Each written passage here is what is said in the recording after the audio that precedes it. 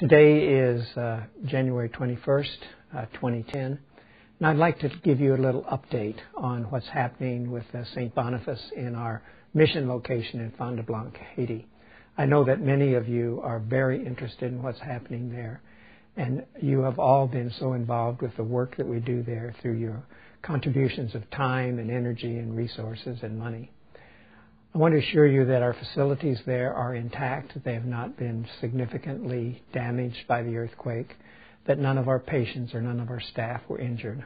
Although we can certainly acknowledge that all of the staff there have been significantly hurt by their own missing family members and injured and killed family members. So we have great compassion and sympathy for them.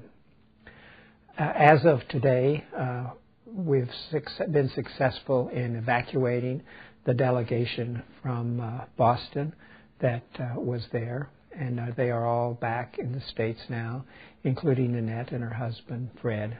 And although it was a harrowing experience, they're back and intact. Tomorrow we had planned to send in an orthopedic surgical team from Jacksonville to work on patients that probably would come from Port-au-Prince. Two things have happened. We have not been able to overcome the logistics of transportation, of getting flights into Haiti, Port-au-Prince, or other places, and then needing a helicopter to get from wherever the fixed plane landed into Fond du Lac. We were able to get 2 helicopters to evacuate the people, but since then we've not been able to find facilities to bring them back in.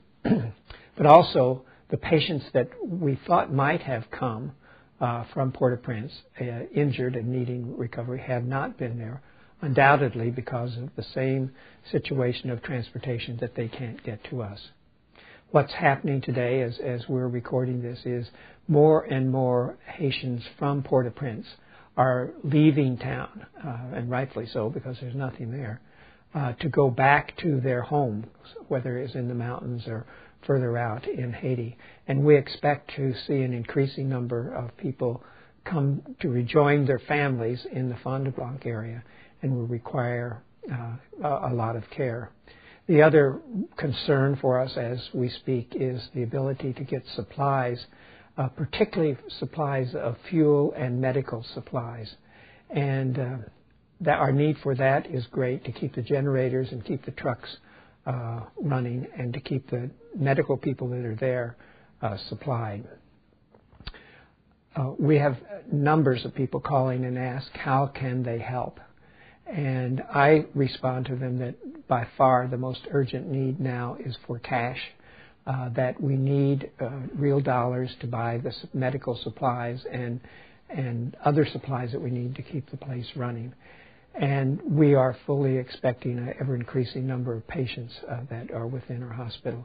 So if you know people and they ask you what can we do to help, I would encourage you, rather than collecting things to send because of the difficulty of getting things down there, would be to make a donation. And on this site, it's easy enough to make a donation just by clicking on that button.